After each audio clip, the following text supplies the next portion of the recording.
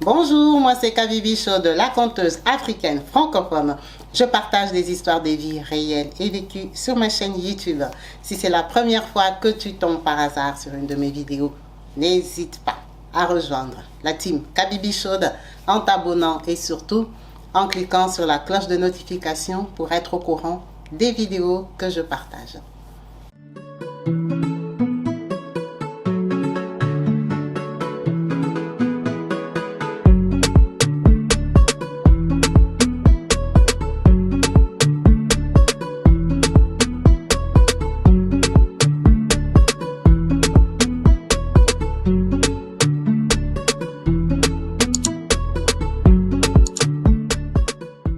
Bonjour et bienvenue sur ma chaîne YouTube Kabibi Show TV. Yes, en chaleur. Je suis heureuse de vous retrouver tous, nombreux, connectés, branchés sur ma chaîne YouTube. Yes, la team Kabibi Show.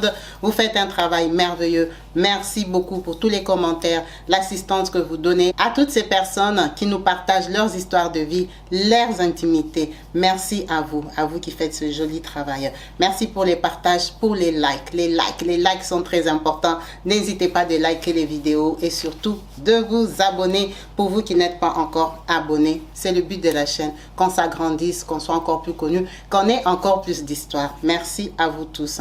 Aujourd'hui, nous avons une histoire qui nous vient de très loin. Merci à vous qui vous donnez la peine de partager les histoires.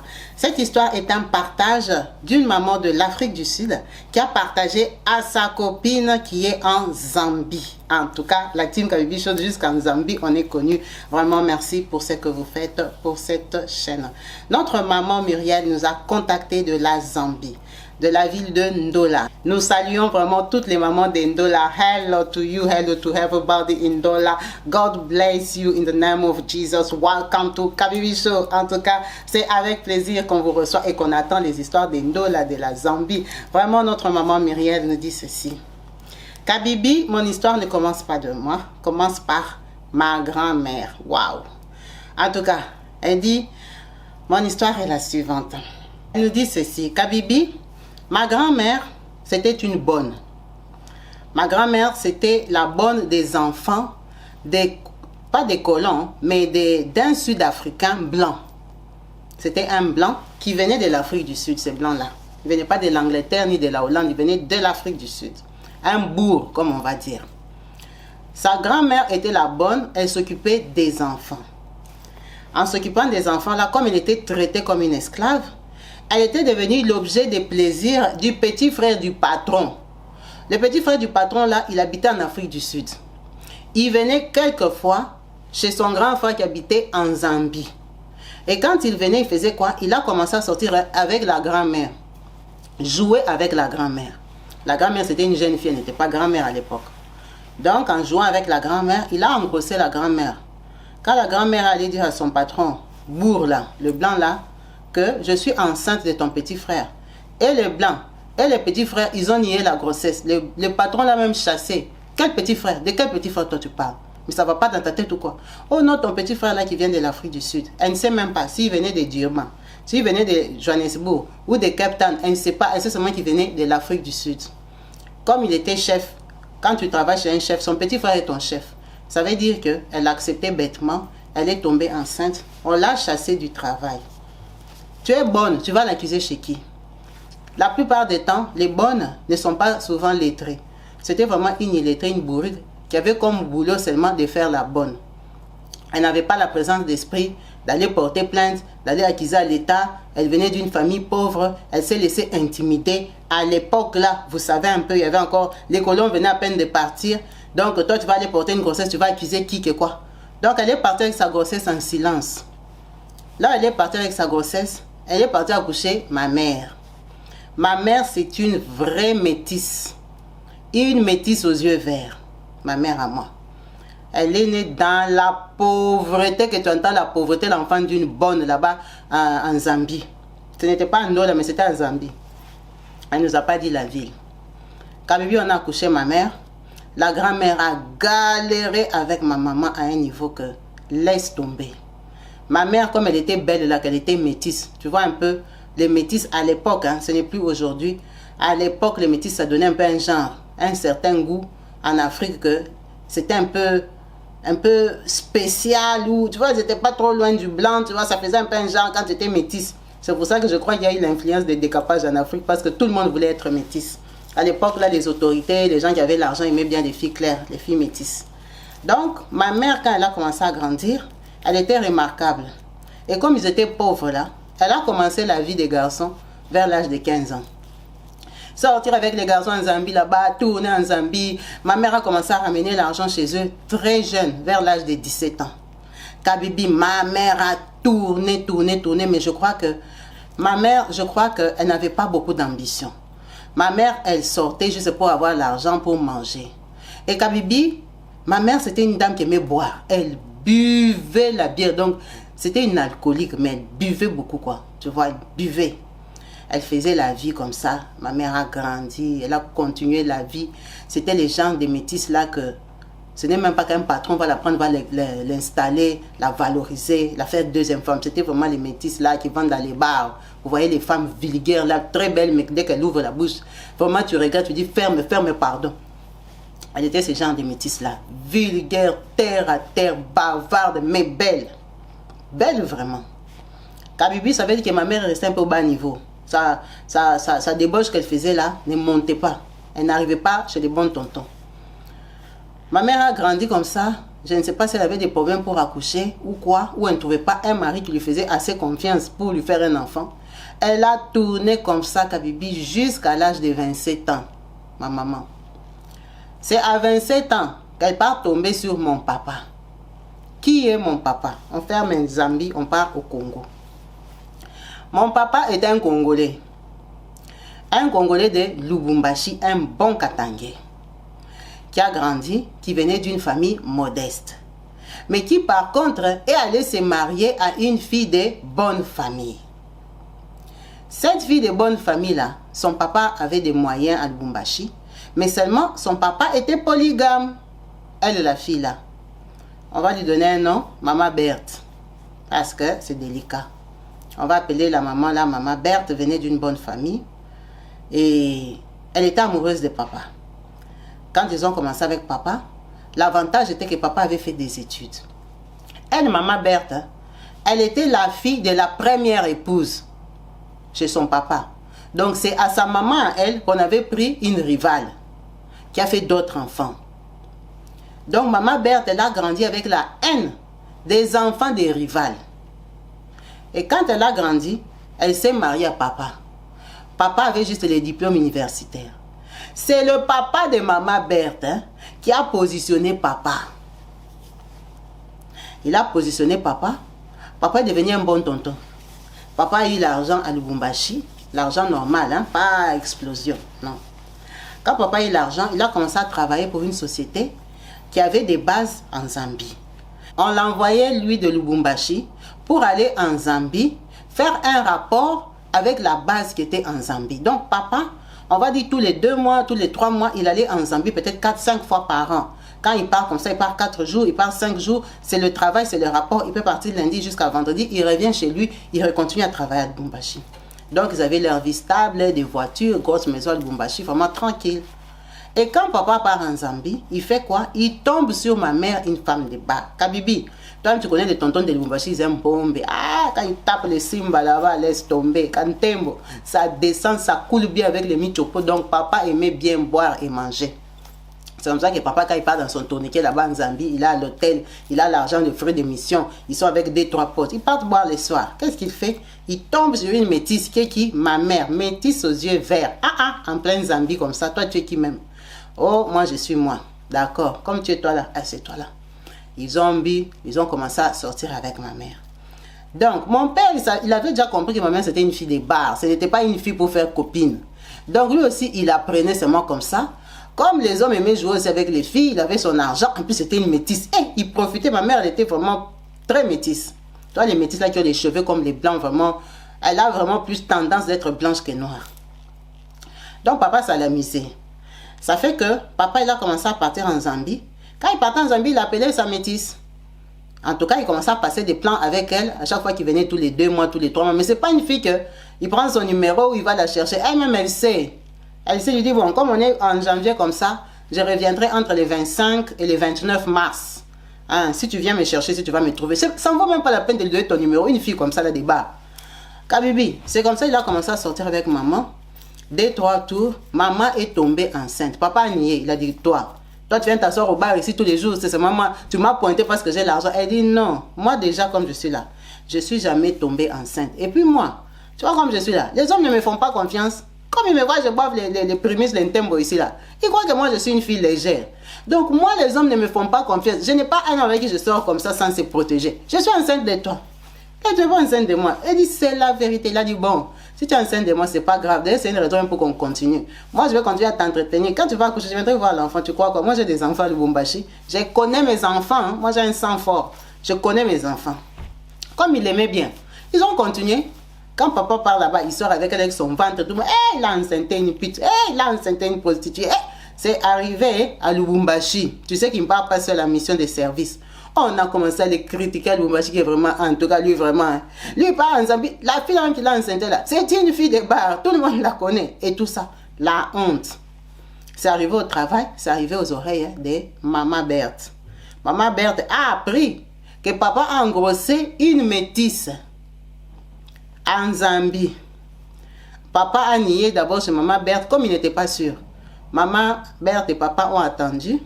Quand ma mère a accouché, Kabibi, en tout cas, moi je ressemble à mon papa, mais je suis métisse comme ma mère. Moi vraiment, je crois que les blancs là, il avait un sang-froid. Si tu me regardes, tu vas croire que c'est moi qui suis l'enfant d'un blanc et d'un noir. Je suis métisse, j'ai les yeux comme ça qui brillent. Ma mère m'a accouché, mon père a vu que je ressemblais à mes soeurs, qui étaient ses enfants, qui étaient à Lubumbashi. Il a compris que j'étais son enfant, il a dit bon, ce n'est pas grave. Il a dit à ma mère, mais alors, si tu as mon enfant, il faut que tu arrêtes la vie des bars. Elle a dit oui. Kabibi, mon père ne l'a pas installé, mais mon père est allé quand même chez ma grand-mère, hein, la pauvre là, la bonne là. Il est allé la voir, il a reconnu que moi je suis un Congolais, un Zaïrois. J'habite à Lubumbashi, c'est moi qui suis le papa de 7 enfants. Je vois vraiment que c'est mon enfant. Il a payé les amendes, il a donné l'argent, il a pris la route, il est rentré à Lubumbashi. Donc maintenant, comme il connaissait l'adresse, il a dit, il va commencer à venir me voir de temps en temps quand il vient là-bas. Il a dit à maman d'arrêter de tourniquer. Mais Kabibi, tu connais que les sangs là, comme tu es déjà une fille de bar, il y a des gens qui n'arrivent pas. Ma mère me laissait avec ma grand-mère et pas boire la bière. Elle aimait trop la vie de bar. C'était vraiment une femme de bar. Quand mon père a remarqué que, toi tu as un bébé de 6 mois, mes amis, quand ils viennent en mission en Zambie, ils te voient toujours dans des bars. Tu ne vaux même pas la peine. Je ne veux même plus te toucher parce que ça ne sert à rien de faire des enfants avec toi. Tu n'es pas stable. Moi, je croyais que tu vas me garder, Myriel. Tu vas la garder, elle est bébé. Toi, les seins coulent encore. Tu allaites encore. Tu es déjà dans les bars derrière la bière. En tout cas, vraiment, tu es vraiment une fille de bière. Moi, vraiment, tu ne me vaux pas. Je veux comme ça te donner seulement l'argent. Elle a dit, ce n'est pas grave. Est-ce que ça fait quoi? Moi, je vais laisser Kanchupa. Je vais laisser ma bouteille à cause de toi que tu es qui? Tu as ta femme là-bas à Lubumbashi, non? Donc moi, tous les plaisirs des bars là, tous les plaisirs de la bière, de Michopo, je vais laisser parce que je t'attends. Que tu as fait quoi? Ouais, là-bas, si tu donnes l'argent, déjà c'est même bon. Ça me fait déjà une avance, déjà compte des bières dans les bars. Donne-moi l'argent. Kabibi, vraiment, elle n'en valait pas la peine. Papa a abandonné. Papa a commencé à donner seulement l'argent. Maman Berthe à Lubumbashi savait que papa donnait l'argent parce qu'elle a commencé à ouvrir les yeux, coincer papa. Papa lui a demandé des pardons, il a dit c'était l'erreur, vraiment c'est une fille de bar, vraiment. Ne t'inquiète même pas, je ne peux pas l'installer. Kabibi, la vie a continué. Quand j'ai eu l'âge de 2 ans et demi, 3 ans, maman tellement qu'elle aimait la vie des bars là, elle est partie se prendre la tête avec une fille de bar comme elle. Elles se sont prises la tête, Kabibi, dans les cafouillages là, après la sortie des boîtes de nuit ou des bars là-bas. Elles se sont attrapées. La bagarre, elles se sont tapées. Tu vois les femmes de dehors là, comment elles sont folles. L'autre là a ramassé seulement une pierre, elle a tapé à ma mère comme ça, pas un coup direct. Ma mère est tombée par terre. Quand ma mère est tombée par terre, elle a commencé à saigner et tout ça. La fille là a fouillé, non? Ce sont des filles ivres. Elle a fouillé, les gens du bar, venez, oh, il y a une doumba ici qui est tombée ici, ramassez là. On l'a ramassée, Kabibi, on l'a amenée à l'hôpital. Elle est partie là-bas, on l'a soignée.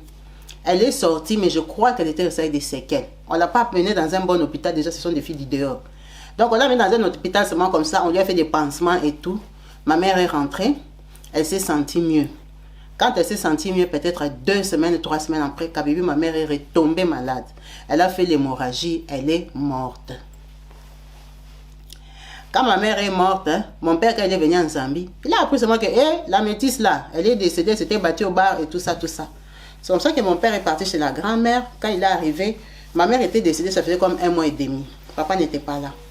Il a trouvé vraiment l'état et tout ça. On a dit que maintenant la fille qui avait tapé la pierre, tu connais que c'est l'Afrique. On a dit que non, le jour qu'elle avait tapé la pierre là, elle n'était pas morte, donc c'est pas elle qui l'a tuée. Ce qui est sûr est que la famille de ma mère, déjà ils étaient très pauvres, c'est elle qui ramenait un peu l'argent. Ils ont essayé de suivre et tout ça. On l'avait arrêté, la fille a peut-être 2 semaines, 3 semaines. Elle a pleuré dans toutes les langues des putes là-bas. Elle a pleuré. Elle est sortie avec les policiers. Vous connaissez l'Afrique, comment ça fonctionne.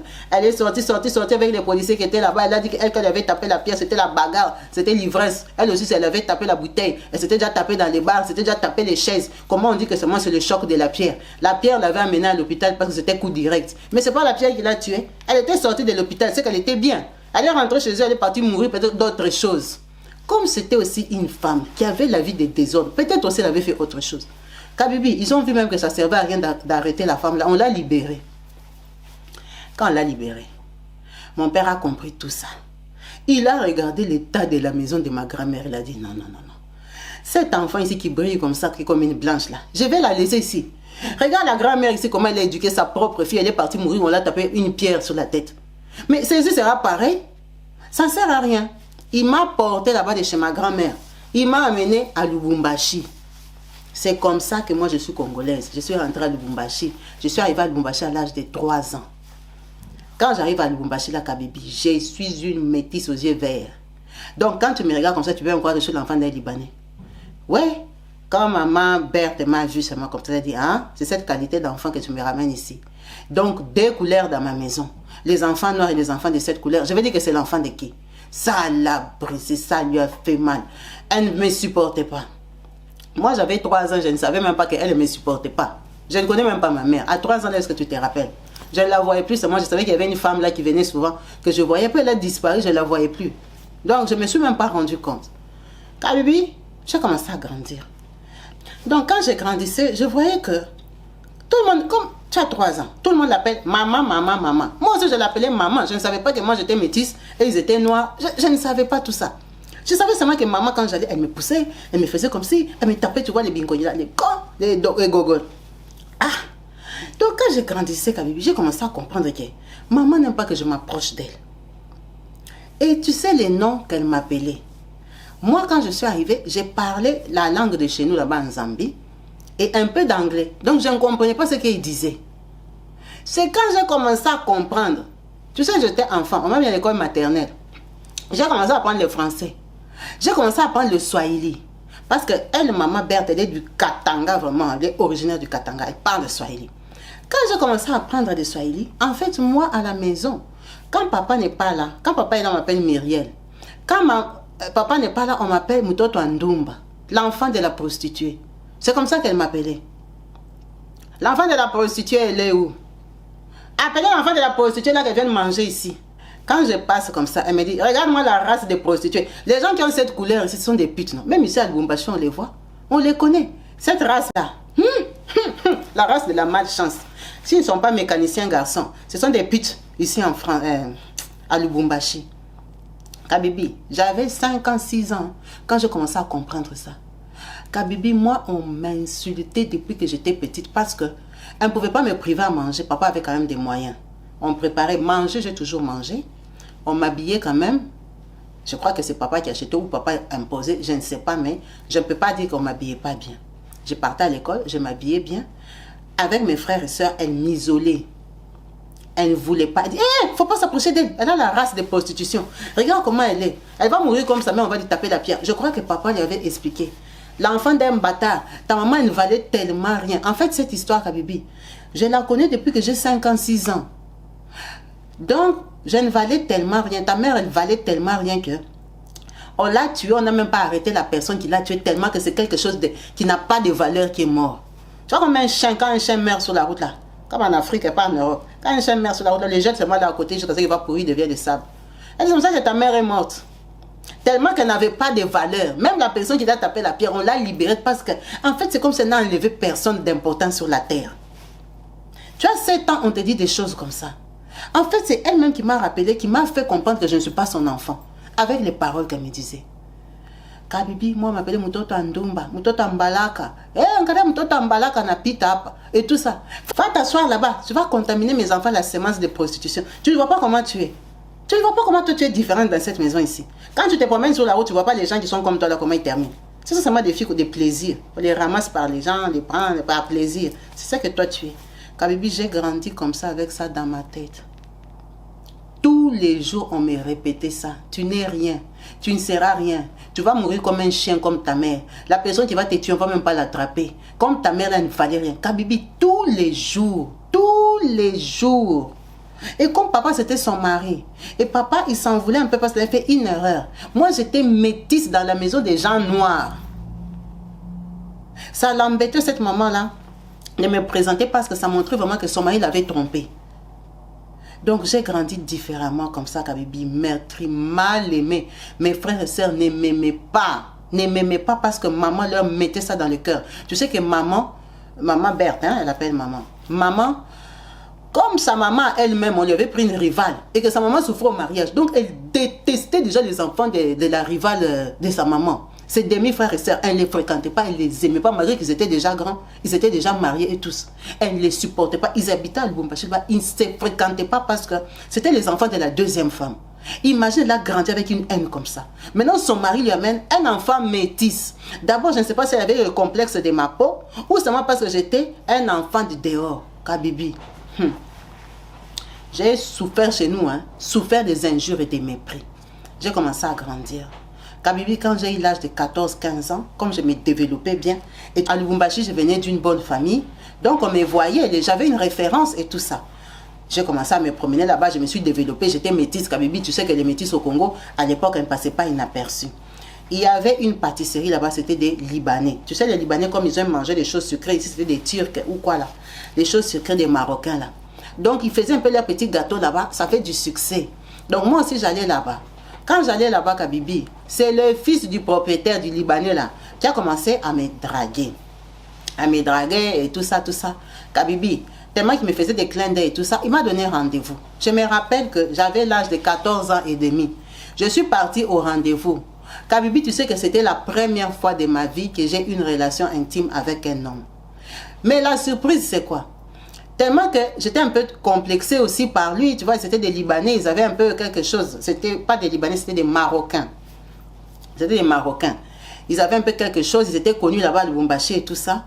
Comme j'étais intimidée que c'est lui qui m'a appelé, Kabibi, j'ai cédé.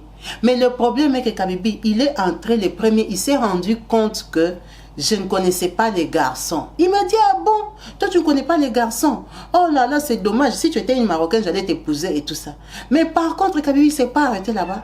En fait, son plan, c'était quoi? Ils étaient à 3. Quand lui, il a terminé, il a appelé ses cousins. Ses cousins qui étaient là aussi. Il y avait un qui venait de l'Afrique du Sud et l'autre qui habitait seulement là-bas à Lubumbashi, je le connaissais, c'était les enfants des Marocains. Kabibi, moi, mon premier jour, je suis sortie avec 3 hommes. 3 Libanais ou 3 Marocains là-bas. On les appelle les Libanais. Au Congo là-bas, même quand tu es Algérien, Marocain, Tunisien, vous tous vous êtes seulement Libanais. Bref, c'est une façon de les appeler. Mais c'était des Marocains. Kabibi, je suis sortie avec 3 hommes les premiers jours. J'étais détruite, meurtrie. J'avais mal. J'étais dégoûtée. En fait, ça s'était tellement mal passé pour moi.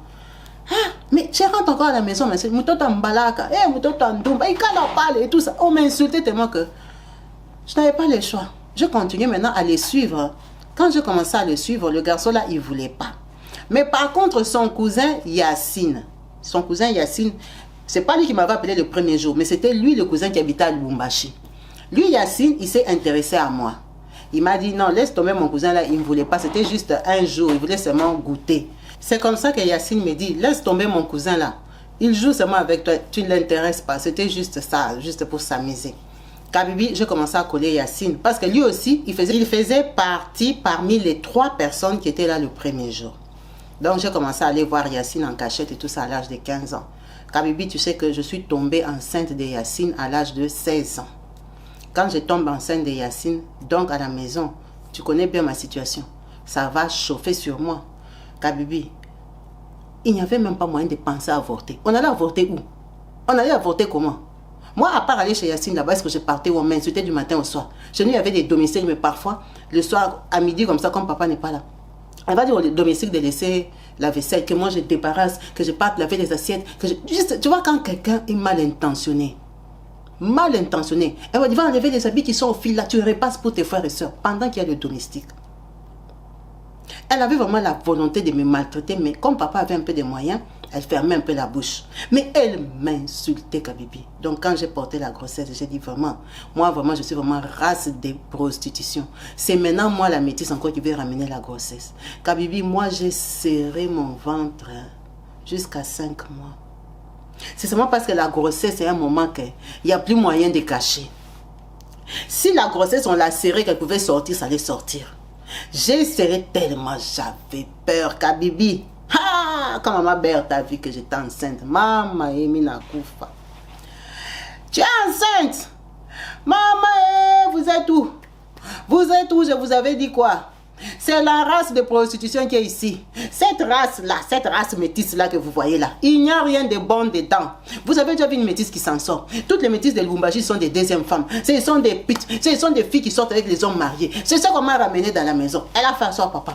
Elle a dit ça là dans ma maison. C'est un mauvais exemple. Ta pourriture que tu es parti chercher en Zambie là, veut venir abîmer l'éducation de mes enfants, abîmer l'image de ma famille. Dans ma famille, quoi, il y aura quoi? Des filles mères. Filles de qui? Elle va rentrer en Zambie chez sa grand-mère d'où elle vient. Ici, il n'y a pas de filles mères. Hein. Tu vois la lignée de sa maman. Elle veut venir répéter ça ici.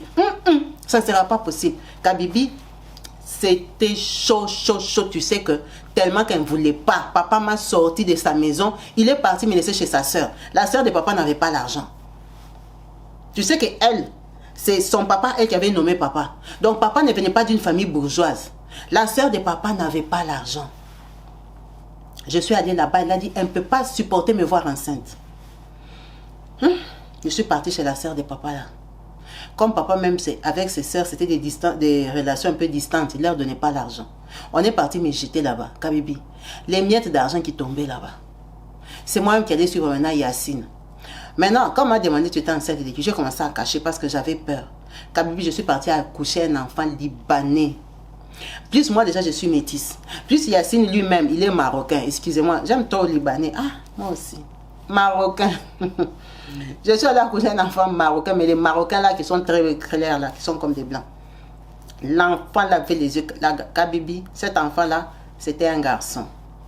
On l'a appelé fils. Fils, parce que Yacine avait refusé de le reconnaître. Hein. Yacine, tu vois un peu, chez eux, ça fait des problèmes. Il a engrossé une Congolaise, ils sont musulmans, ils doivent se marier, je ne sais pas comment, patati patata. Il a refusé de reconnaître. J'avais dit à papa que c'était son enfant. Quand j'ai accouché, que j'ai vu l'enfant était trop blanc. De toute façon, c'était lui, mon copain. Et tout ça, donc papa allait essayer de voir le Libanais là, enfin, le Marocain là. Et vraiment, ils ont vu, ils ont dit, on peut reconnaître financièrement, mais on ne peut pas aller signer des papiers là-bas que c'est notre enfant. Nous, on ne peut pas avoir des enfants comme ça, patati patata. Kabibi, ça a compliqué là. Maman Berthe, là, elle était contente que vraiment, mon enfant, même on l'a refusé par ces gens-là. Mais Yacine, en tant que mon copain, il m'avait dit, c'est pas grave. Tu vois, maintenant, les parents sont au courant. Moi, ça détruit mon image dans ma famille, patati patata. Mais je t'aime bien. Je sais que c'est mon enfant et tout. Garde-le seulement. On va continuer à se voir. Moi, je vais comme ça te donner l'argent de la boutique, quoi, de la pâtisserie. Et tout ça, même en cachette et tout. Kabibi, je continue à sortir avec Yacine. Vraiment, quand l'enfant a avancé jusqu'à 4, 5, 6 mois, en tout cas, papa et sa soeur, hein, ils ne s'entendaient pas en fait. C'est parce que maman Berthe était chaude à mourir qu'il était allé me laisser là-bas. Donc maintenant, le fait d'avoir accouché là-bas, peut-être sa soeur voulait me faire comme un business. Commencer à bouffer l'argent à papa. Et papa, quand il a vu que sa soeur commençait à déborder, il s'est imposé. Il a dit à maman Berthe, je vais rentrer à la maison. Kabibi, je suis rentrée à la maison avec un bébé de 4 mois. Quand je suis arrivée là-bas, elle m'a dit, bébé ou pas bébé, moi je te considère enfant dans cette maison. Tu vas te comporter comme une enfant. Si je vais t'envoyer, je t'envoie. Si je dis que fais ceci, tu vas faire. Ton bébé là, je n'en ai rien à foutre. Quand l'enfant là commence à pleurer, elle peut même l'étouffer. Sors de la maison, va dehors. Kabibi, tu vois un peu les parcelles de Lubumbashi là, elles sont grandes. Tu pars dehors, elle dit qu'elle est au salon. Elle regarde les films. Hein. Malgré que je suis dehors, elle entend la voix de mon bébé que je sorte sur la route. Tout le Bumbashi, tout le quartier, là, les bruits qu'elle entendait, c'était seulement la voix de mon bébé. Donc, je pouvais m'asseoir dehors avec le bébé jusqu'à 17h quand papa revient. Jusqu'à 17h. Je vais sortir avec les couches. Tu vois, à l'époque, c'était les couches en tissu là qu'on lave, les couches là. La maman là m'a fait ça avec mon bébé Kabibi. Donc, parfois, quand elle me chassait là, qu'il sort avec le bébé, il fait du bruit, je ne vais pas l'entendre. Ah, Kabibi, je partais même en ville là-bas. Je pars m'asseoir sur une terrasse ou une pâtisserie. Tu vois les pâtisseries douces là, gentilles, là où on voit les croissants, chocolat chaud. Je vais aller m'asseoir là-bas avec mon bébé toute la journée parce que dès qu'il va faire seulement les bruits là-bas, on va nous dire de sortir dehors. C'est les bruits de l'enfant là qui dérangeaient toute la maison. Je me promenais avec les couches en tissu dans mon sac. Ça va commencer à sentir. Yacine viendra là-bas, Kabibi, la souffrance a dépassé. J'ai calé les cœurs comme ça jusqu'à 2 ans. Mon enfant a eu 2 ans. Kabibi, j'ai continué avec Yacine. J'ai continué avec Yacine, mais on a commencé à prendre des précautions pour que je ne tombe plus enceinte. Yacine me donnait un peu d'argent, vraiment il aimait bien mon fils. En tout cas, il le trouvait mignon. Je partais là-bas, même les parents de Yacine voyaient, mais ils disaient que Yacine était fou, il ne pouvait pas continuer avec moi. Il doit épouser une femme de son pays, patati patata, vraiment. Son papa me regardait avec des mauvais yeux. Il se disait, si je vois encore la fille avec une autre grossesse, ça va mal se passer. Mais on était prudents. Kabibi, la vérité est que à Lubumbashi, mon copain c'était que Yacine. En plus, j'avais un enfant. Mais j'étais très remarquable à Lubumbashi. Et ça commençait à s'ébruiter que moi, je souffrais. Et la maman, là, ça l'énervait parce que les amis de son mari savaient, patati patata. Kabibi, qu'est-ce qui s'est passé? Yacine, il devait rentrer au Maroc. Parce que leur papa avait fait un business là-bas. Donc, il devait rentrer au Maroc. Il m'a dit, comment on va faire? Moi, je pars. Et là où je pars, je sais que je vais aller me marier. Et maintenant, toi, tu as mon fils et tout et tout. Mon père, il n'en veut pas. Tu connais un peu ma famille. Je suis sûre que si je pars, même 10 euros, ils vont plus te donner. Parce que déjà, j'étais une femme. Ses cousins-là, ils avaient dit qu'ils étaient sortis avec moi. Donc, dans sa famille, je n'avais pas de valeur. Je n'avais vraiment pas de valeur. C'était impossible qu'il me confirme. Moi, je lui ai dit, il faut que tu me laisses un peu d'argent et tout ça. Il m'a dit, mais même si je te laisse l'argent ici. À l'époque, là, j'avais 18 ans. J'avais 18 ans et demi. Je n'avais pas de bac. J'avais un bébé. Et il me dit, même si je te laisse l'argent, qu'est-ce que tu vas faire chez tes parents? Tout le temps, tu me dis, ça se passe trop mal et tout. Moi, je lui ai dit, mais je ne sais pas, je vais essayer de me débrouiller. Ou alors, il faut que je voyage aussi. Je viens au Maroc. Il m'a dit, au Maroc? Au Maroc, toi, une Congolaise. Et puis, tu viens me suivre. Ça ne va même pas passer, oublie. Oublie, ça ne va pas donner. Moi, je lui ai dit, mais je peux aller en Afrique du Sud. C'est moi-même qui lui ai donné l'idée. Il m'a dit, en Afrique du Sud, bon, ce n'est pas une mauvaise idée. En plus, j'ai mon cousin. Tu vois, mon cousin avec qui tu étais sorti les premiers jours. Lui, il habite en Afrique du Sud. Mais mon cousin, comme il sait que j'ai un enfant avec toi, il ne voudra plus te recevoir. Mais c'est vrai qu'en Afrique du Sud, il y a beaucoup de Congolais.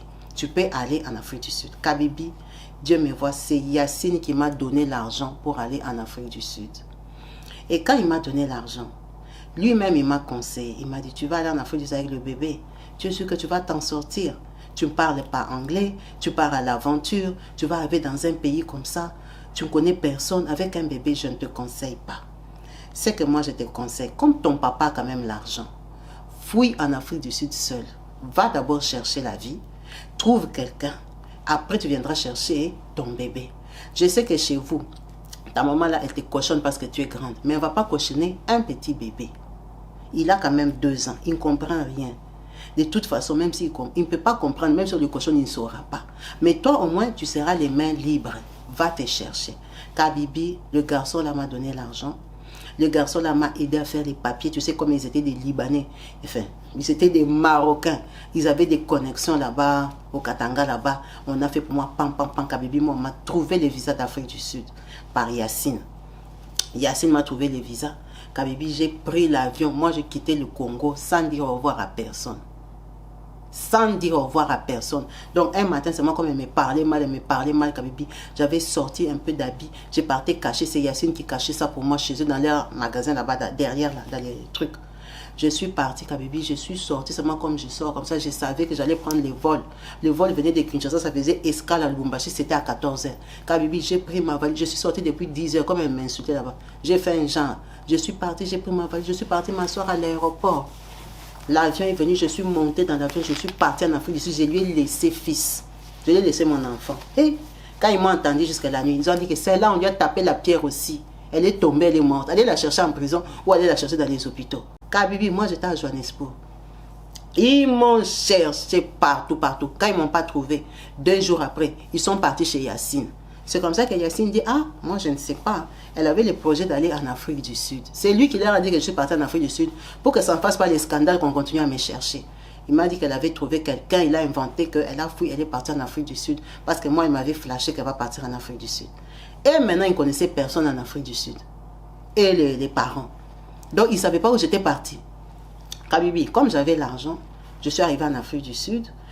Comme son cousin, il ne voulait pas me voir, il ne voulait même pas une trace avec moi, il lui avait quand même demandé des renseignements. Il lui avait dit que non, les Congolais et tout ça, ils habitent à Yoville. Yoville, c'est un quartier de l'Afrique du Sud. Kabibi, quand moi je suis arrivée, Yacine m'avait fait la réservation de l'hôtel. Il avait payé pour moi une semaine parce que ça faisait partie de la demande de visa. Donc, quand j'étais dans une semaine là à l'hôtel, je suis partie chercher le quartier là, Yoville. Quand je suis arrivée à Yoville, moi j'étais métisse. Et à Yoville, il y avait plein de Congolais, il y avait des bars congolais, des cybercafés à l'époque là. Et tout ça, Kabibi, c'est comme ça que quand j'arrive, oh, je me suis retrouvée. J'ai trouvé les Congolais, j'ai commencé à parler, je suis allée chez les... J'étais tellement remarquable, Kabibi, moi j'étais métisse. Donc les Congolais déjà, ils me paniquaient, ils me voyaient vraiment une métisse aux yeux verts. Et en tout cas, Lubumbashi et tout ça. Elle vient de Lubumbashi et tout ça. Je suis partie Kabibi, j'ai fait connaissance directement avec les chefs des bars, les chefs des cybercafés, tout ça. Une semaine, c'est beaucoup, hein. Tu as le temps d'aller. Et comme je savais que je ne connaissais personne des personnes. Le problème, c'est quoi, Kabibi? Quand je suis allée là-bas, j'ai essayé de me renseigner comment je peux trouver un appartement, comment je peux trouver la maison. J'avais un peu d'argent. En allant à Yoville, Kabibi, j'ai rencontré un Nigérien. Un Nigérien qui m'a dragué, même si les Congolais aussi me draguaient. Mais le Nigérien, là, il avait une BMW, une BM. Il avait une BM et tout ça, il m'a dragué. Je lui ai dit que non, moi je viens de Lubumbashi, mon papa est riche et tout ça. Aïe, le Nigérien l'a craqué sur moi. Il m'a dit, you are my diamond. Tu es mon diamant, tu es tout ce que je désire, tout ce que je cherche. Une femme comme toi, aux yeux verts. Maman, moi je veux seulement toi. Moi, je lui ai dit non, moi je suis encore à l'hôtel, je ne sais pas si je reste ici ou je rentre à Lubumbashi. Si je reste ici, il faut que je trouve un appartement. Kabibi, le Nigérien là était tellement expéditif qu'il m'a dit je vais t'aider à trouver un appartement. C'est le Nigérien qui m'a trouvé l'appartement. Les Congolais que j'avais rencontrés m'ont aidé à aller faire la demande d'asile. Le Nigérien a payé pour moi l'appartement. J'ai gardé mon argent que j'avais ramené de Lubumbashi. Il m'a installé dans un petit appartement, Kabibi, ça s'appelait Randberg. C'est un quartier de l'Afrique du Sud. Il m'a installé à Randberg dans un studio. Donc j'étais obligée de sortir avec lui. J'ai commencé à sortir avec Emeka. C'est le Nigérien que j'avais rencontré là. Je ne le connaissais pas, il n'habitait pas avec moi, mais il m'avait pris l'appartement. On a commencé à sortir, il frimait avec moi, my Congo girl, my Congo girl. Il me présentait partout, congolaise, congolaise. Après, je lui ai dit que moi, je suis zambienne. Je suis zambienne congolaise et tout ça. Il m'a dit, ah bon, mais ici, il y a aussi des zambiennes. Il m'a présenté ses amis qui sortaient avec des Zimbabwéennes et tout ça. C'était compliqué. Bref, on va couper les détails. Elle a commencé à sortir avec Emeka. C'est le premier Nigérien qu'elle a rencontré en Afrique du Sud. Et ce Nigérien-là, il vendait la poudre. Il vendait la poudre, il avait beaucoup d'argent. Elle dit, Kabibi, je suis sortie avec lui comme ça, au moins pendant 2 ans et demi. J'ai sorti avec lui, j'ai eu le temps d'apprendre l'anglais, j'ai eu le temps d'avoir des copines, des connaissances et tout ça. Mais comme je connaissais aussi les Congolais, j'allais toujours quand même dans les milieux des Congolais de temps en temps, voir les tontons là qui étaient là-bas à Yoville, qui étaient des responsables un peu quoi, qui avaient des bonnes situations. Ils me disaient, ah toi tu es venu seulement, tu as sauté dans les bras des Nigériens, attention les Nigériens là ils vont te dire, va prendre pour eux la poudre au Brésil et tout ça. Les gens m'ont quand même ouvert l'esprit. Mais lui il ne me demandait pas ça, il frimait seulement avec moi. Kabibi, il y a un vieux là qui faisait les papiers aux gens, qui les aidait à aller en Europe. Il me disait, petite, toi, tu vis avec un mec qui vend la poudre. Tu vois ces gens-là, ils tombent tout le temps. Là, tu te crois que tu es spécial parce qu'il paye pour toi l'appartement, il te met bien et tout ça, vous frimez dans ces grosses voitures. Mais les jours qui vont tomber, tu vas faire quoi? Tu vas faire quoi? Tu vas te retrouver ici en Afrique du Sud. En Afrique du Sud, il y a des belles filles. Il y a d'abord les Sud-Africaines elles-mêmes. Attention, attention. S'ils te donnent un peu d'argent, essaye de partir en Europe. Moi que tu vois là, je fais monter les gens. Hein. Je fais monter les Congolais en Europe. C'est moi qui ai la connexion à l'aéroport de Johannesburg. Si tu as ton argent, tu pars. Ici en Afrique du Sud, c'est compliqué. Et tout, et tout. Kabibi. Comme Emeka aussi me donnait l'argent, je lui ai dit c'est combien? Il m'a dit si tu as 4000, tu vas arriver. Je lui ai dit sûr, il m'a dit essaye. À moins que ça ne donne pas. En plus, toi, tu es métisse là comme ça. Je vais te trouver un truc qui vient de France même, direct. Coup direct, tu vas passer. Tu parles bien français, tu viens d'une bonne famille, tu viens de Lubumbashi. Tu n'as même pas de difficultés. Kabibi, tu sais que avec l'argent que j'avais, comme le Nigérien là, il m'achetait des beaux habits, des bijoux et tout ça, j'étais bien. J'avais déjà fouillé mes parents, je leur ai laissé mon fils. Je n'avais pas de contact avec eux parce que c'était le scandale que j'avais fait. Kabibi, j'ai réfléchi, je me suis dit c'est mieux que je parte en Europe et puis je fasse venir mon enfant. Kabibi, c'est après 3 ans en Afrique du Sud que je suis partie. J'ai donné mon argent, on m'a fait monter en France. Quand j'arrive en France, moi je parle français et anglais. Je pars, je me présente à la préfecture. Bon, j'avais grandi, hein, je connaissais aussi des gens qui étaient en Europe et tout ça. J'ai été reçue en France, je me présente à la préfecture, je commence les démarches pour mes papiers. Kabibi, j'ai pourchassé les papiers pendant 2 ans. On ne m'a pas donné les papiers. Et quand j'étais à Johannesburg, j'avais rencontré une fille là qui s'appelait Tracy. Cette Tracy-là, en fait, je l'avais connue, c'était la copine d'un Nigérien. Après, avec le Nigérien, là, c'était fini. Nigérien, c'était fini. Et on est resté copines. Et Tracy, c'était les gens de filles qui faisaient un peu la vie. Hein, qui faisait la vie, elle a continué à se chercher. Tracy, elle était tombée sur un blanc, elle est entrée dans la vie des blancs, elle était tombée sur un Allemand. L'Allemand l'a emmenée en Allemagne, mais quand elle est arrivée là-bas, ça n'a pas donné. Elle a fui en France. Elle est Tracy. Du coup, je connaissais Tracy, je savais que Tracy était en France. Et quand Tracy est arrivée en France et tout ça, on a appris là-bas à Johannesburg que Tracy, elle était avec un blanc en France. Ah, quand je suis arrivée à Paris et que les papiers ne donnaient pas, j'ai cherché, j'ai trouvé Tracy. Je lui ai dit, ah, moi, vraiment, je suis à Paris, ça ne donne pas. Bon, j'étais à Paris, quand je sortais avec telle, je sors avec telle. J'étais déjà une fille, j'étais déjà grande. Je me débrouillais. C'est quand elle me dit, tu n'as pas les papiers, tu vas faire comment? Je dis, je tourne ici. Elle me dit, mais ton enfant que tu voulais faire venir en Afrique du Sud. Je dis, mon enfant, il est toujours au Congo, il est chez mes parents. En tout cas, je n'ai pas de ces nouvelles parce que je ne suis pas stable. C'est le genre qu'il faut, quand je suis posée stable, hein, que je pars maintenant chercher mon enfant pour récupérer. Elle me dit, ok, c'est bon, mais moi, j'habite en province. Tu n'habites pas à Paris? Elle dit, non. Moi, mon plan là que tu avais appris depuis Johannesburg, que je viens avec lui. J'habite en province, je n'habite pas à Paris. Je dis, mais je vais faire comment pour venir en province? Elle me dit, ah, en province, ce n'est pas comme Paris, hein. En province, c'est calme, ce n'est pas la vie de Paris. Je ne sais pas si tu vas supporter. Paris, c'est un peu comme Johannesburg, c'est les grandes villes et tout ça. Mais ici, là, maman, c'est village. Hein. Je lui ai dit, je viens te visiter. Quand je suis allée visiter Tracy Kabibi, Tracy, elle habitait à côté d'une ville là, la plus grande ville. Enfin, elle était à 20 km d'Angoulême. C'est là qu'elle habitait.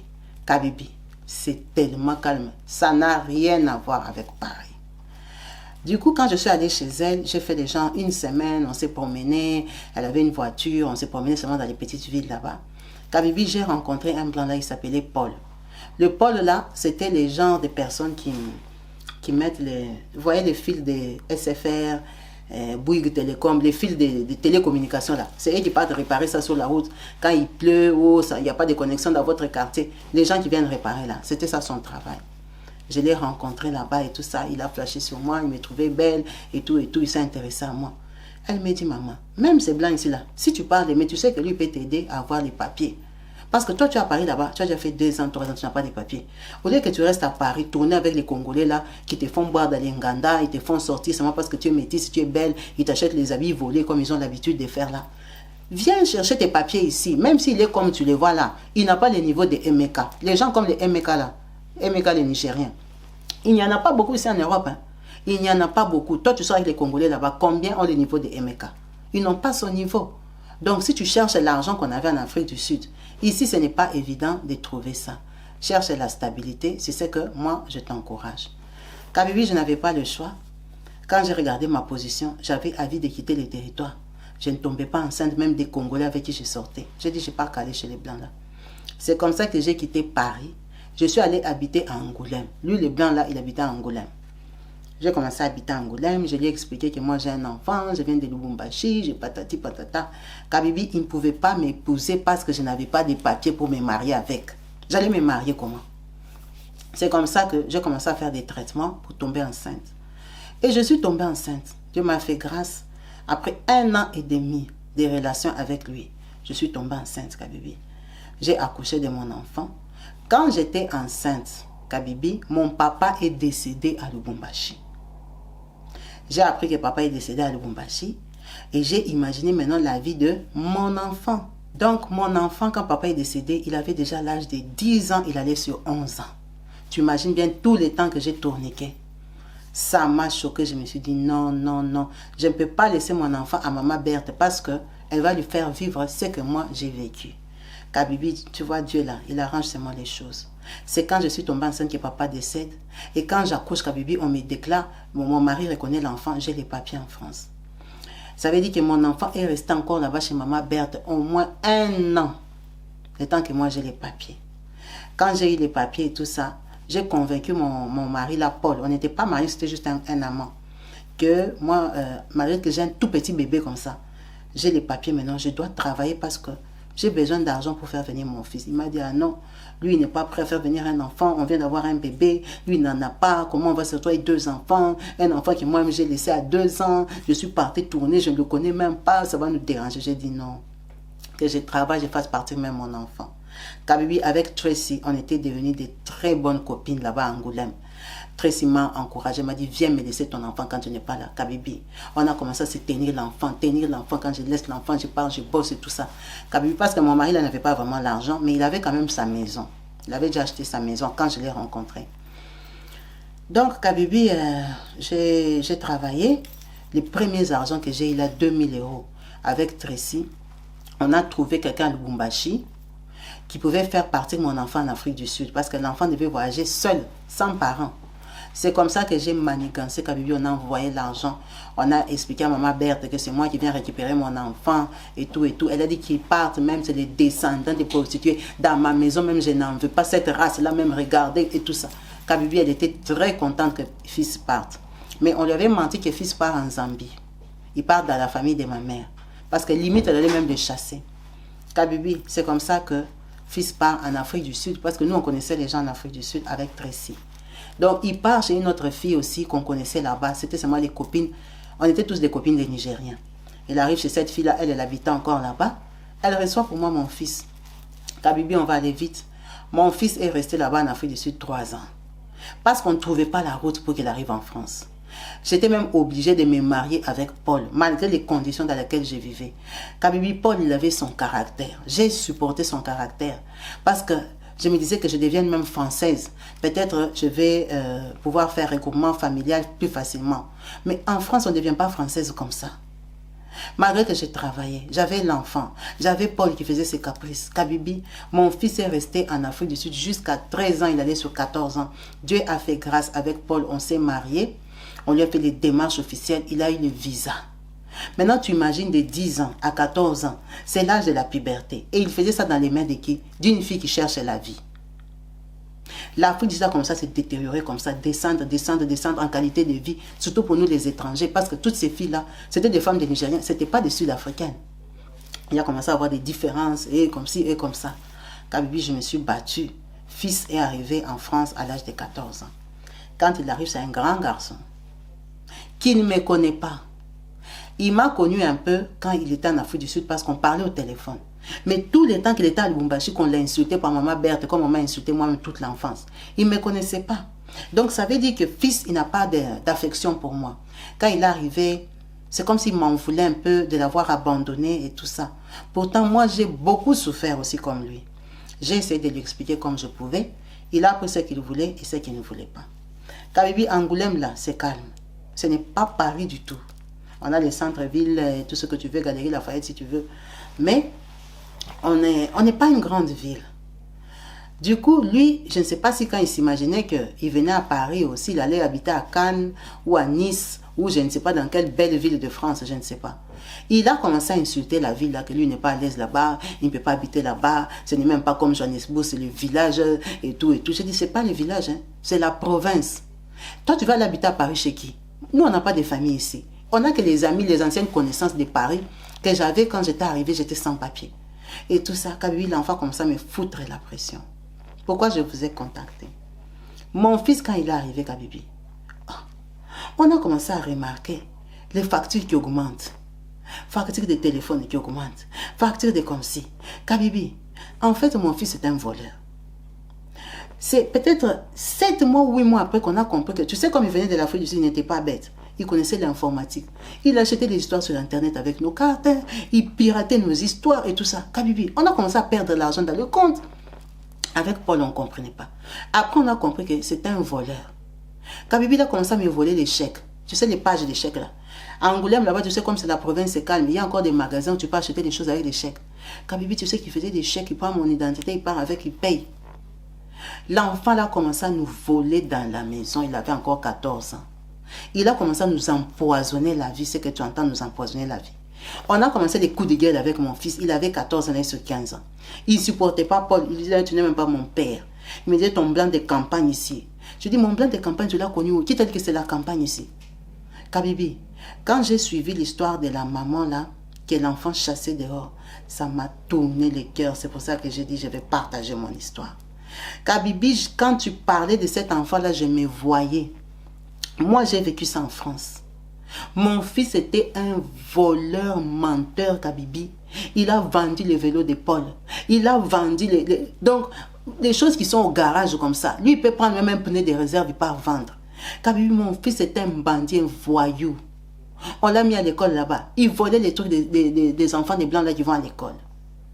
Il va sortir comme ça à la récré, il dit qu'il va pisser. Alors qu'il vole la trottinette d'un enfant de l'école, il part, il vend ça. Il volait partout, Kabibi. On a commencé à être convoqué à la police. Je lui ai expliqué. Je ne sais pas si c'est la maladie de voler ou si c'est quoi, Kabibi. Cet enfant-là, comme ça, me compliquait la vie. Il a grandi comme ça. C'est maintenant moi qui criais sur lui.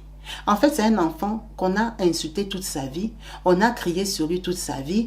Et on lui a convaincu qu'il ne vaut rien dans sa vie. Il ne sera rien. Par maman Berthe. Comme elle m'avait convaincu que moi, je suis une pute là. C'est comme ça qu'elle a convaincu mon fils qu'il sera mécanicien, qu'il sera voleur, qu'il ne sera rien du tout. Il a la race des métis là. Les métis ne s'en sortent pas dans la vie. Ce sont des pauvres. Ce sont des minables. Nous, les Africains, on ne les considère pas. Parce que leurs femmes sont des putes. Leurs maris sont des mécaniciens. Comment on peut te dire ça depuis que tu es petit? Donc, mon fils, dans sa tête, il s'est toujours diminué.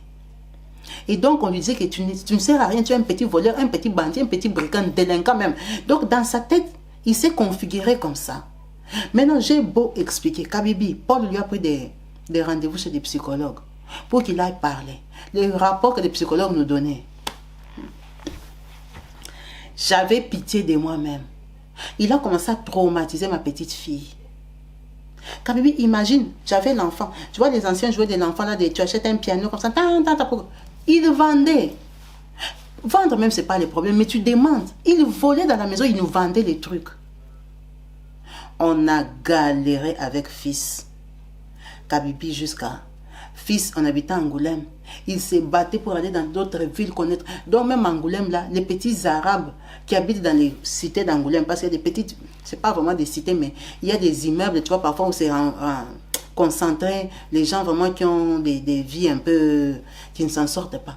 Lui, il allait faire l'amitié là-bas avec les petits Arabes là qui traînent dans les quartiers, quoi. C'est ça ses amis. Ils quittaient chez nous, on était à la maison. Ils partent faire l'amitié là-bas. Ils ont appris à rouler les motos. Tu vois comment les enfants là font vroom, la moto là comme ça. Hey, Kabibi. Un enfant qui venait de l'Afrique du Sud. J'ai tellement souffert avec lui. Il n'a pas étudié. Il a arrêté l'école. Il a commencé à fumer la cigarette. Il a commencé à boire. Je ne sais pas s'il ressemble à ma grand-mère. Je ne sais pas. À ma mère, je ne sais pas. Kabibi, il a commencé à boire. Mon fils, il boit les bières là, les 8-6 là, les bières fortes là, ça le tape. Quand il termine, il boit les whisky moins chers. Tu vois, Kabibi, mon fils est devenu comme un clochard. Je faisais tout, je les lavais bien, je l'habillais bien, je lui achetais les choses. J'ai toujours travaillé, Paul a toujours travaillé. Kabibi, il nous a pourri la vie à un niveau que j'ai comme ça dit, je vais te chasser. Dès que tu as 18 ans, je vais te chasser de chez moi, tu vas partir. Hein? Donc lui aussi, il attendait 18 ans pour me prouver qu'il ne va pas partir. Comme Dieu sait faire les choses, un malheur est tombé sur moi, Kabibi. Paul est décédé. Paul est décédé, mon fils devait avoir 18 ans cette année-là. Quand Paul est décédé, ça m'a traumatisé. En fait, mon fils est resté avec Paul peut-être 4 ans seulement. Je me suis retrouvée encore seule, avec un enfant voyou. Kabibi, alors quand Paul est décédé, il a commencé à voler les choses officiellement, vendre les choses de Paul. J'ai dit, regarde, c'est Paul ici, il a une famille. On a fait l'inventaire, on sait ce qu'il y a dans sa maison. Toi, tu prends ces histoires, tu pars vendre. Kabibi, tu imagines un peu. C'est moi-même qui allais porter plainte pour mon fils à la police. Tous les jours, je partais l'accuser à la police. Maintenant, les Angoulême, là, ce sont des villes calmes et tranquilles. Comment toi, tu es un enfant voyou comme ça? Donc, vous êtes catalogué dans le quartier. Kabibi, qu'est-ce que j'ai fait? Tellement que Je n'en pouvais plus, il m'étouffait, il me traumatisait, il me menaçait. Plus il grandissait, il devenait voyou, il buvait, il a commencé à fumer des pétards et tout ça. Je ne voyais pas comment j'allais me débarrasser de lui. Kabibi, moi j'ai quitté la maison. Je lui ai dit que cette maison-là, mon mari l'avait hypothéquée. Je lui ai menti. Mon mari l'avait hypothéqué pour un crédit et tout ça, tout ça, tout ça. Déjà comme il est mort là, il nous a laissé un peu d'argent. J'ai pris comme genre 5 000 euros que j'ai donné à mon fils. Je savais qu'il n'allait rien faire avec, alors que moi j'avais vendu la maison. Mais ce qui est sûr est que la maison, on ne l'avait pas vendue vraiment à cher. À l'époque là, Kabibi, j'avais vendu la maison à 123 000 euros. La maison de mon mari. Je l'ai vendue parce que c'était moi l'héritière avec ma fille. Lui, mon fils, il n'était pas dedans. Donc j'ai vendu la maison, j'ai menti à mon enfant. Kabibi, comme j'étais dégoûtée, mon fils, il me faisait seulement comme l'histoire que tu as racontée là, un voyou dans la maison, qui te... Déjà quand tu es un enfant, déjà qui te vole, qui ne te respecte pas, il te parle mal, il claque les portes, il te méprise, il est grand de taille, il est voyou même, il a ses amis voyous. Donc je ne voulais pas lui dire que moi j'ai vendu la maison, ils vont me braquer. Ils vont me braquer. Donc, je lui ai dit que la maison était hypothéquée, on nous a chassés de la maison. L'argent qu'on a hérité, c'est seulement l'argent du travail de Paul. C'est ce que je lui ai dit. Et même quand je lui ai dit ça, je lui ai dit, l'argent est peut-être 18 000 euros, mais toi, comme tu es un grand garçon, je te donne 5 000. Le reste, là, on va se partager avec ta petite soeur parce qu'on doit prendre un appartement et tout et tout. Kabibi, tu sais que j'avais déjà expliqué à Tracy. De toute façon, elle connaissait la situation de mon fils. Je lui ai dit, avant qu'on prenne l'appartement, comme je ne suis pas bien avec toutes les démarches, on va aller habiter chez maman Tracy. Mais maman Tracy ne veut pas de toi parce que toi, tu es un voleur. Donc, toi, comme tu as tes 5 000 euros là, va traîner un peu chez tes amis, va chercher une colocation ou quoi que ce soit. Tu vis avec tes potes. Moi, je pars chez Tracy. Le temps qu'on nous cherche un HLM. Tu vois comment j'ai menti à mon fils. Kabibi, quand je suis allée chez Tracy là-bas, on m'a payé l'argent de la maison. Kabibi, j'ai porté mes clics et mes claques. Je suis partie en Zambie. Je suis rentrée en Zambie parce que l'argent là, moi, le travail que je faisais à Angoulême, en fait, moi, quand j'étais à Angoulême, j'ai travaillé dans un magasin. Je faisais les rayons, je remplissais les rayons et tout ça. C'est un travail que tu gagnes l'argent si vous êtes à deux. J'allais rester à Angoulême travailler là-bas pour faire quoi? L'argent que j'avais, j'allais rentrer à Paris. Moi, j'ai connu Paris, je n'avais pas de papiers. Là, j'avais un enfant. J'étais habituée à une vie calme, une vie tranquille. J'étais dégoûtée. Quand j'étais dans mon mariage, Kabibi, j'avais recontacté la famille de ma mère qu'on insultait alcoolique et qui est morte comme un chien. On n'a même pas arrêté la personne qui l'a tuée. Je les avais recontactés, je les ai trouvés et tout ça. J'ai connu quelques cousines qui étaient en Zambie. Moi et Paul, on a été en Zambie au lieu d'aller au Congo. Tu te rends compte? Parce que tellement j'en ai souffert, je voulais savoir je venais d'où.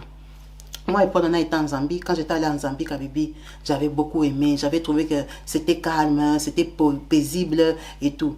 Donc, quand j'ai eu l'argent, là, les 120 000, j'ai dit, je vais aller me reconstruire dans un pays où on va me respecter, on va me valoriser, où on ne va pas m'insulter, l'enfant d'une prostituée et tout ça. C'était resté dans ma tête. Je vivais comme si j'étais une moins que rien. Elle m'avait brisé. Et quand je voyais mon fils, la façon qu'il buvait, je disais, ça, c'est pas la vie que ma mère avait qui est en train de se répéter dans la vie de mon fils. Mais mon fils, il ne m'écoute pas. Il ne m'écoute pas, il me méprise. Il me parlait mal à Paul. Il nous... Ah, Kabibi, j'ai pris mes 120 000. Je suis rentrée en Zambie. Et je suis rentrée en Zambie pourquoi? Parce que comme mon fils a les papiers, c'est Paul qui l'avait fait venir, non? Donc mon fils, heureusement même pour lui, il a été naturalisé avant que Paul décède. Heureusement même pour lui.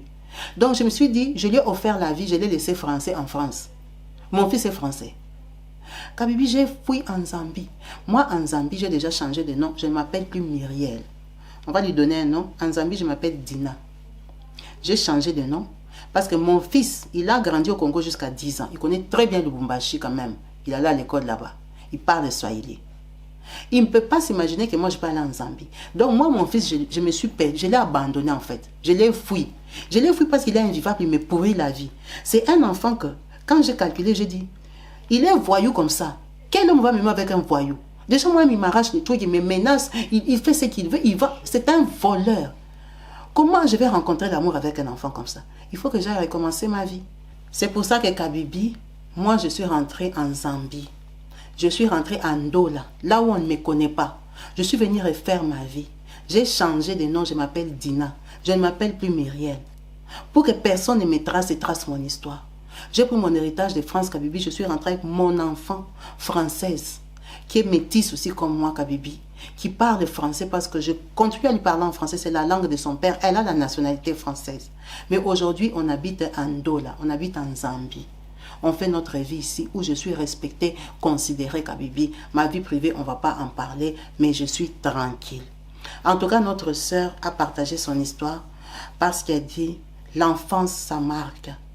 L'enfance, ça te déstabilise. L'enfance, ça dépend de qui t'élève. Mon enfant, je ne peux même pas le condamner parce que je sais où il a grandi.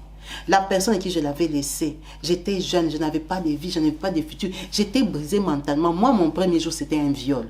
Tu comprends un peu, je savais que je n'avais pas de valeur. Dans la famille de Yacine, qui a disparu, qui est porté disparu, la Kabibi, il m'avait pris à 3 les premiers jours. Donc, ses cousins avaient déjà parlé. Donc, intérieurement, j'étais brisée. Moi-même, je n'avais pas d'avenir. J'allais partir avec les bébés là-haut. Yacine lui-même, il est parti au Maroc. Maintenant, c'est moi qui allais partir où? Il est même gentiment été allé en Afrique du Sud. Kabibi, c'est mon histoire, c'est ma vie. Je l'ai partagée parce que nos racines, c'est vrai qu'elles peuvent nous suivre, mais on peut se battre pour devenir des meilleures personnes. Je prie tous les jours pour mon fils, je lui souhaite qu'il y ait du bonheur. J'espère que comme il est resté seul en France, là, Kabibi, moi, je n'ai pas de contact avec lui parce que je ne veux pas qu'il me suive. Mon fils est français. S'il découvre là où je suis partie, il peut me suivre et c'est un voyou. C'est un voyou, c'est un bandit. Je ne peux pas aussi me sacrifier pour lui. C'est vrai que c'est ma responsabilité, mais il faut être réaliste. Je l'ai raté, je l'ai gâché. Et maintenant, il faut que je fasse quoi? Me sacrifier aujourd'hui, ça ne sera pas possible. En tout cas, j'ai partagé mon histoire en attendant vos commentaires, vos points de vue, vos conseils et ce que vous pensez de ma vie. Si je dois m'améliorer, si je dois faire quelque chose pour lui, ou si je dois rester dans mon coin, continuer ma vie comme je la continue là. Dieu ne m'a pas encore béni avec un mari à moi avec qui je vais faire la vie, mais quand même, je suis bien où je vis ici en Zambie. Je suis équipée, j'ai ma quincaillerie, Kabibi. Je ne manque pas mes 100 euros, mes 200 euros. J'ai mes papiers français. Si je vais aller en France, je peux aller à Marseille, je peux aller à Paris et tout ça, on n'a pas de problème. Tracy et moi, nous sommes restés bonnes copines. Mon fils l'a suivi, elle a dit qu'elle ne sait pas là où je suis partie, je suis seulement en France. Qui me cherche seulement en France. Lui, il me cherche, je n'ai plus de dossiers là-bas en France. Je ne sais pas s'il pense quoi dans sa tête.